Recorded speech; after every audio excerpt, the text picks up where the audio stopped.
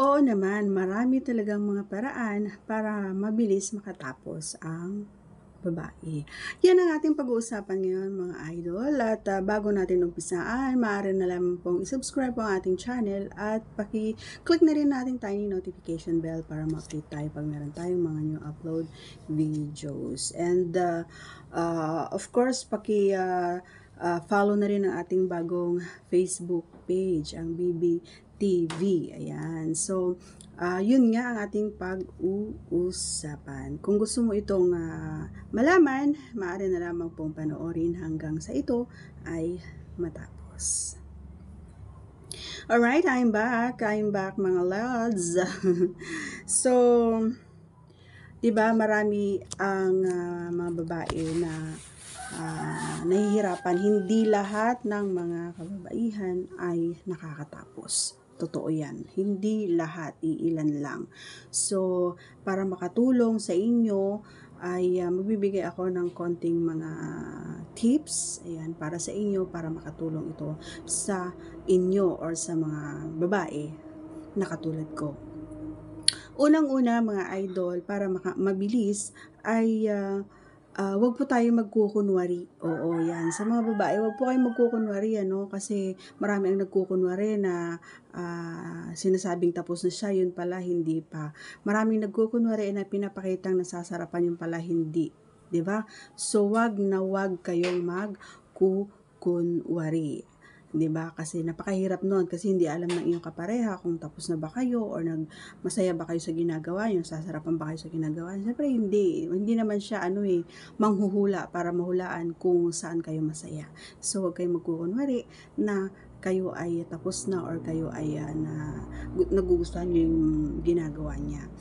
Pangalawa, dapat importante pa rin talaga. Lahat ng mga vlogs ko sinasabi ko, importante ang communication. Ang communication kasi masasabi mo kung saan yung mga parte ng na gusto mo, kung saan niya kutkutin, 'di ba?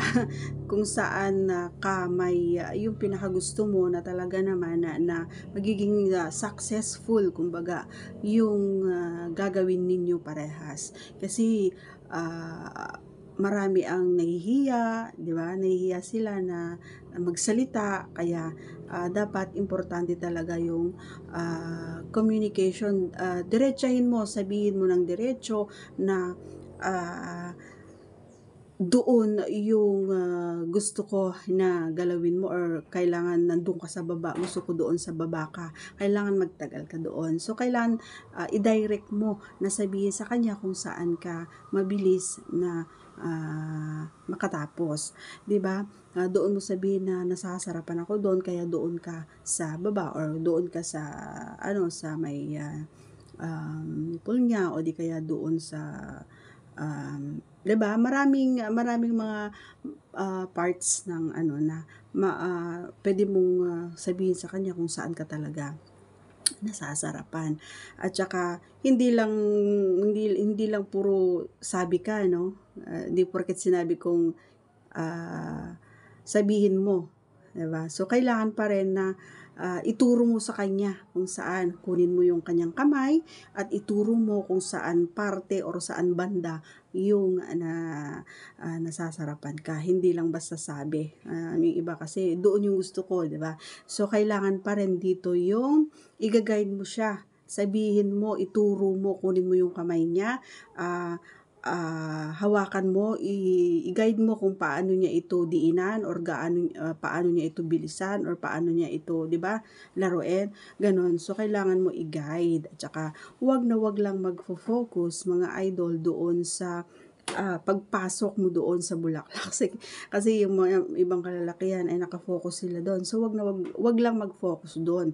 Kailangan talaga na may mga bagay na dapat matutunan ninyo na yun na nga, kailangan maging honest kayo sa isa't isa, sabihin nyo kung saan banda at ituro nyo, i-guide ninyo, di ba? So may mga bagay din na pwedeng makatulong. Isa dito yung mga laruan, oo, yung mga toys, yung mga ganyan. Kasi yung mga ibang mga laruan na pwedeng gamitin ay na hindi kayang na kayang gawin ng laruan na hindi kayang gawin ng partner natin. So, pwede kayong gumamit ng ganun kahit na ano kayo ng kapareha mo, 'di ba? So, walang problema 'yun. At least makakatulong 'yun para mabilis. Ayan. At saka maging honest lang sa sarili mo at saka sa kapareha mo. Syempre kailangan sabihin mo yung totoo kung saan banda, kung 'di ba, lahat dapat honest kayo sa isa't isa. Wag magsinungaling. Yan sa mga magko-couple kasi minsan may mga nagkukunwari na ano para lang mabilis matapos yung lalaki. Hindi dapat ganoon. Dapat maging honest kayo na hindi pa kayo tapos, na hindi kayo masaya doon sa ginawa niya or hindi kayo nasarapan, diba? So, para mas maganda, maging honest kayo at para ma-meet ninyo, kumbaga, para ma-meet ninyo yung inaasam ninyo parehas. Hindi lang isa ang mag-enjoy, kundi dalawa kayo. Yun nga, para maabot ninyo yung sinasabi nilang big O. Yun lang, sana may natutunan ka sa ating pinag-usapan ngayon. At kung nagustuhan mo ang ating video, maaari na lamang pong mag-like, share, diba? And comment, syempre, subscribe yun na rin. Thanks for watching. God bless everyone. Bye-bye.